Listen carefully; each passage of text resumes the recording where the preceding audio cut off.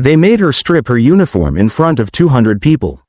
Laughed, mocked her, called her a fraud, just a math teacher from Arizona, too old, too quiet, too female. But what they didn't know was, Emma had flown farther, faster, and deeper than any of them ever would.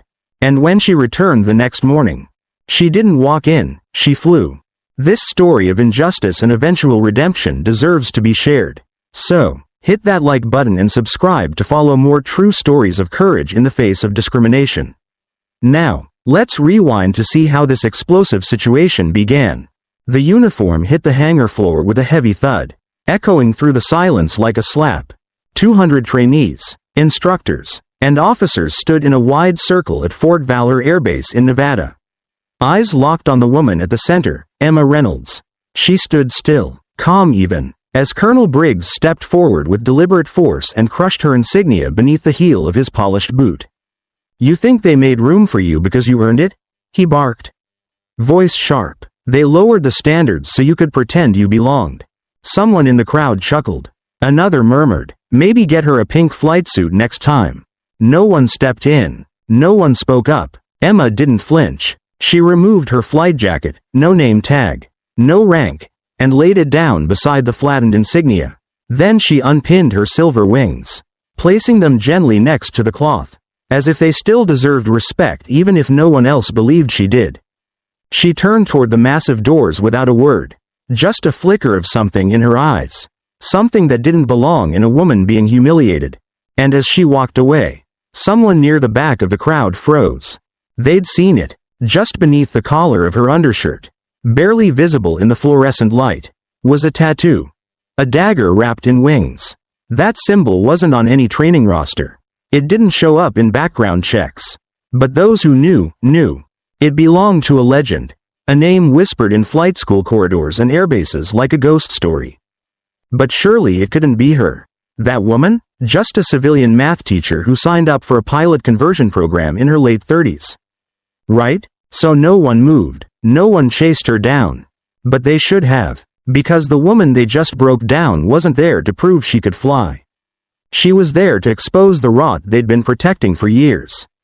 And in less than 24 hours, Emma Reynolds would return, not to plead for her dignity, but to remind them all why some legends never die. Stick with me, you're about to witness a story that will change the way you see quiet people forever. Emma Reynolds didn't look like a legend. She lived in a modest one-bedroom apartment on the edge of Mesa, Arizona, taught high school algebra at Desert Sun High, ran 10 miles every morning before the sun even rose. No social media, no flashy car. Her phone was so old it could barely hold a charge. To most people, she was just another quiet woman with a steady job and a quiet life. But that was exactly the point. Because before she became Miss Reynolds the math teacher, she was known by a different name. One that didn't show up on civilian records. One that had been erased on purpose. Wraith. 10 years earlier, she was one of the youngest test pilots in Air Force history. A combat aviator with thousands of hours in experimental aircraft. She had flown missions no one talked about in airspace that didn't officially exist. The kind of pilot who made instructors nervous because she saw things before they happened. Calculated flight paths in her head like solving puzzles. She didn't just fly jets. She commanded them. Emma once flew an F-22 through a canyon at Mach 1.7 in complete radio silence. Landed a crippled aircraft with half a wing in a war zone. She was the kind of pilot other pilots told stories about. But only the right ones knew those stories were real. And then she disappeared. No scandal, no headlines, just gone. Some say she got burned by politics. Others said she lost someone close. But the truth is quieter and heavier. Emma left because the system she loved turned on her. Because the man who should have protected her brother sent him to die. And because she knew if she stayed, she'd burn the whole house down just to feel justice. So she walked away, started over, and for 10 years, she stayed in the shadows until the day she saw his name again. Colonel Briggs, the man behind the lies, behind the cover-up, rebranded, promoted, running a new training program. And that's when Emma signed up, not to fly, but to finish what her brother started. She didn't come back to prove anything. She came back to remind them. If you're still with me, drop a 1 in the comments. Let's see who's really locked in for what's coming next. Because the sky hasn't seen the last of Emma Reynolds. Not even close. In the last part, we uncovered the truth. Emma Reynolds, known in secret circles as Wraith, wasn't just a pilot. She was a phenomenon. But even legends aren't safe when ambition gets in the way. Back then, Emma flew under the command of General Marcus Donovan, a man with more connections than skill. He rose through the ranks not because of talent, but because he knew which hands to shake and which knives to twist. And when Emma outflew him, outshined him, he saw her as a threat. First came the subtle sabotage. Emma's aircraft would suddenly have maintenance delays before evaluations. Her reports were rewritten to downplay her accomplishments. She was excluded from briefings. A performance file once marked exceptional came back labeled erratic. But even that wasn't enough to stop her. So he did something worse. During a classified Black Ops mission over the Middle East, Donovan changed the coordinates Emma was given. The goal? Send her into an ambush. Let the risk take her out. A silent elimination masked as wartime loss. But Emma didn't go down easy. She survived the ambush, shot down 3 MiGs, escaped enemy airspace, but refused to complete the objective because the intel was flawed, and people would have died for nothing. Donovan painted her decision as insubordination. A rogue pilot seeking glory. The official reports were altered. Her career, all but erased. Emma could have fought back. She had documentation. She had proof. But Donovan had power. And power wins, even when it's wrong. So Emma walked away. But someone else didn't. Her younger brother, Noah Reynolds, a Black Hawk pilot in the Army's elite Night Stalkers unit, saw what was happening. He watched the smear campaign unfold. And when Donovan planned another mission, same tactics, same tricks, Noah stepped in. He took Emma's place, claimed she was unfit to fly. Donovan never noticed, or maybe he didn't care. 17 minutes into that mission, Noah's helicopter was shot down. The report blamed enemy fire, equipment failure, random chance. But Emma knew better, and she stood in silence in a rainy cemetery in Arlington, watching them fold the flag on her brother's coffin, knowing he died trying to protect her from a system that didn't deserve either of them. That's when she made 2 decisions. First, she would leave. Disappear so fully that Donovan would never have another chance to hurt someone she loved. Second, if the opportunity ever came to expose the truth, not for revenge, but for justice, she would take it. And when she saw his name again on that training program flyer, she knew this wasn't over. Not yet. Emma didn't come back to fly. She came back for Noah. Stick around, because in the next part, we'll see just how far someone can be pushed before they rise from the ashes. Emma's not finished, not by a long shot. After her brother's death, Emma Reynolds disappeared for nearly a decade. But now she was back, civilian name, low profile, older than most of the applicants.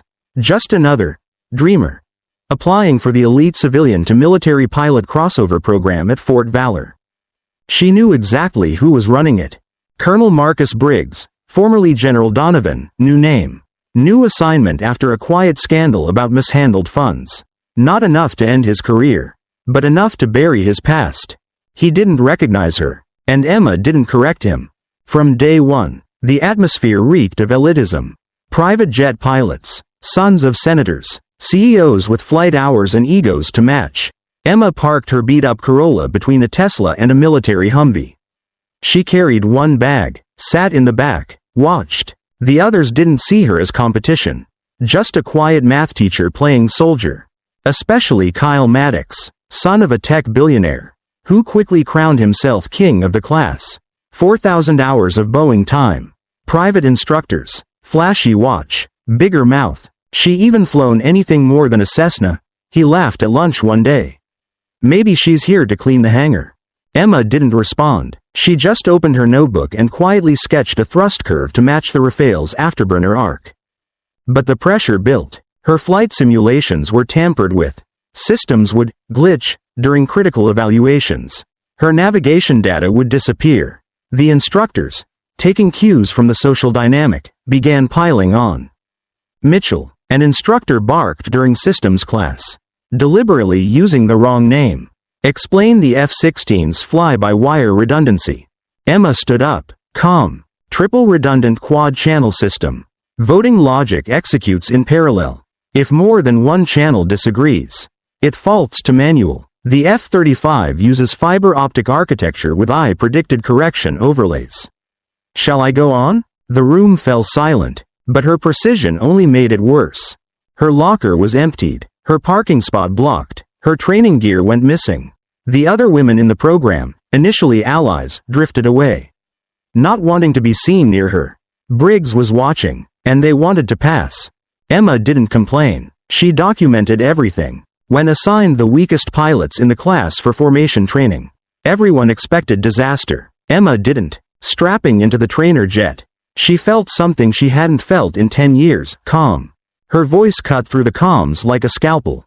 This is lead. Copy my movements. Don't think. Just fly. And they did. She flew so precisely that even the worst pilots in the program synced with her. A team of cast-offs. Under her wing, moving as one. The footage was undeniable. Briggs tried to dismiss it as simulation error. Called for a redo. Same result. Then another. And now? Even Maddox was starting to whisper. Who the hell is she? Emma was about to remind them.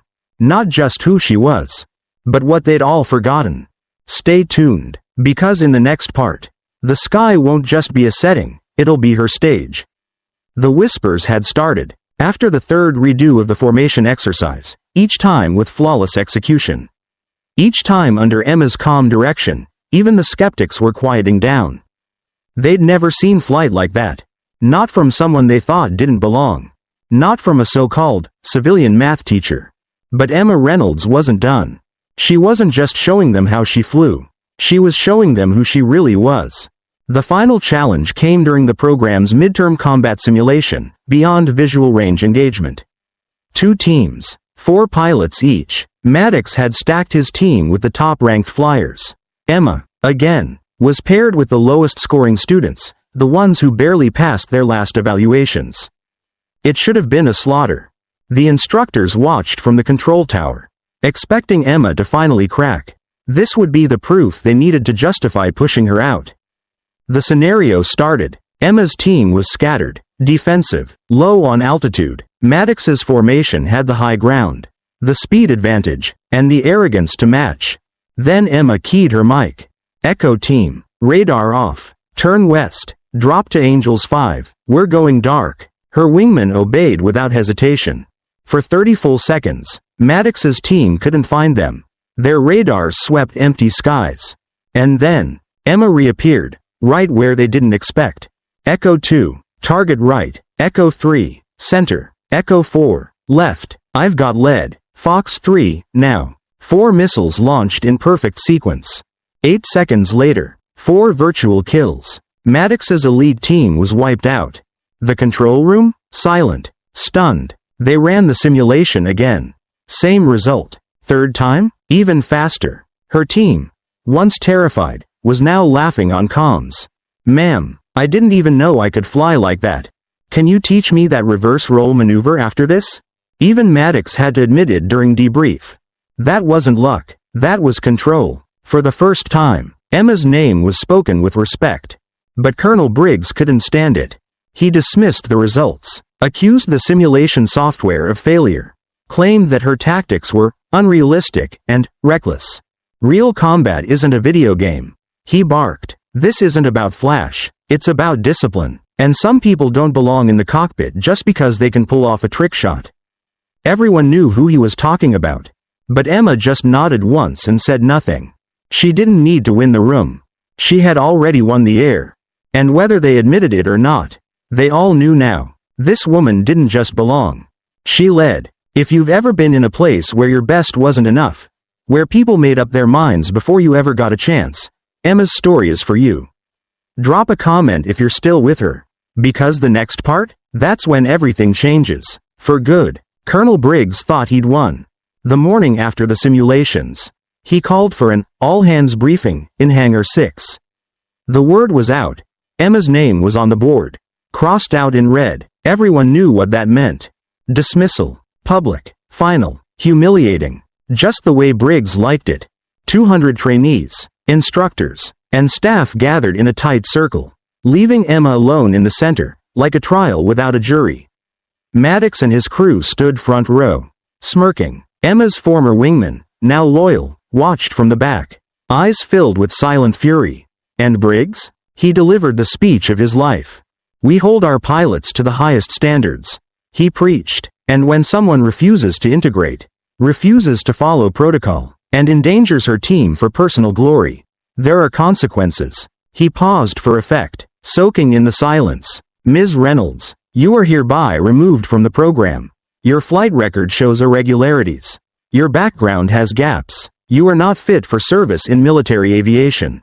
Emma said nothing. She didn't have to, because just as Briggs turned to close the book on her, the hangar shook. A rumble filled the air like thunder ripping across the sky. Heads snapped upward, windows rattled. Then came the boom. A sonic boom. Low, close, impossible. The crowd raced outside as a French Rafale fighter jet screamed overhead, flying inverted, 200 feet above the runway. The pilot, visible through the canopy, tilted her head downward, eyes locked on the stunned gathering below.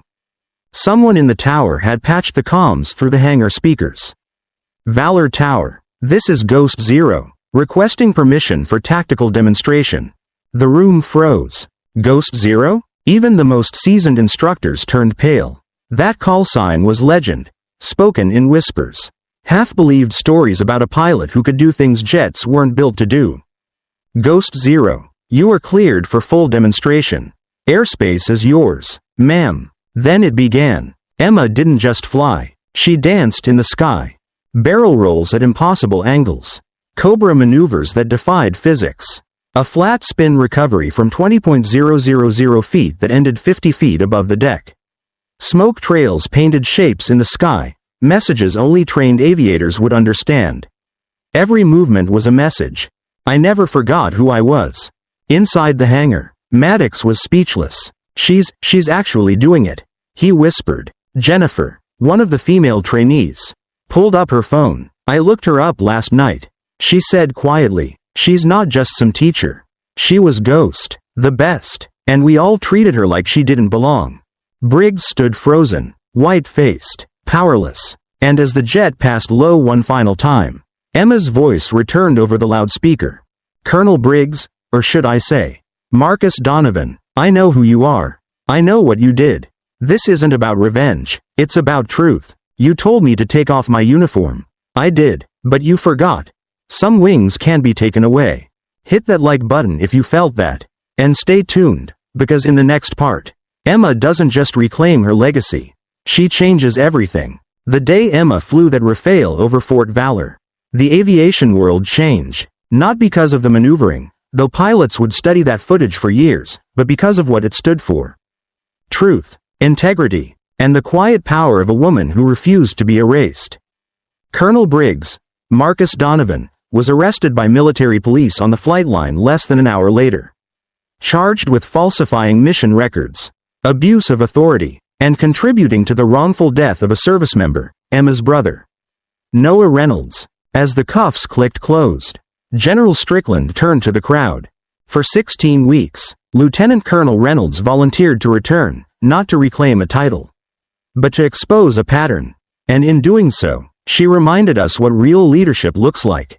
Emma declined the Medal of Honor, declined the interviews, declined the reinstatement offers. 2. When asked why, her answer was simple. "My fight isn't in the sky anymore. It's in the classroom." She returned to Desert Sun High in Mesa, where her AP Calculus class grew from 12 to 48 students the next semester. Word had gotten out. Ms.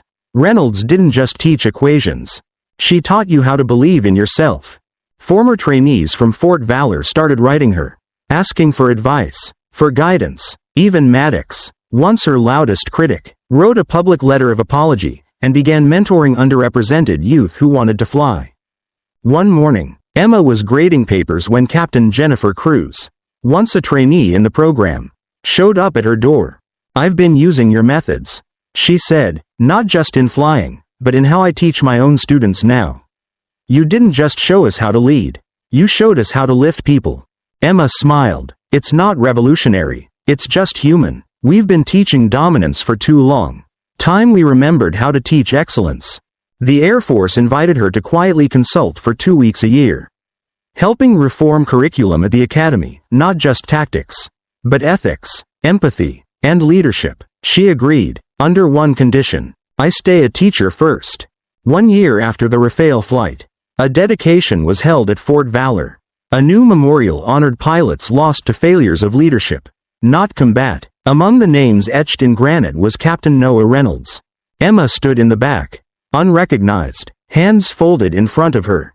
After the ceremony, a young lieutenant approached. "Ma'am, are you Ghost?" Emma paused, then nodded softly. "I used to be. Now I'm just a teacher." The young woman's eyes welled up. "Your story saved my career. I was ready to give up. But you reminded me, belonging doesn't mean fitting in. It means flying true." Emma placed a hand on the lieutenant's shoulder. "Then fly true. And if they try to clip your wings, remember, they can take your uniform, your title, even your jet, but they can't take the sky from your soul." Some stories aren't just meant to be watched. They're meant to be felt, remembered, and lived through. Emma Reynolds didn't return to prove she could fly. She returned to remind us what dignity looks like when it's pushed to the edge. In a world that rewards noise, she chose silence. In a system built to break her, she chose to lift others. And when the chance came to retaliate, she didn't strike back, she rose above. That's leadership. That's power. That's what real strength looks like.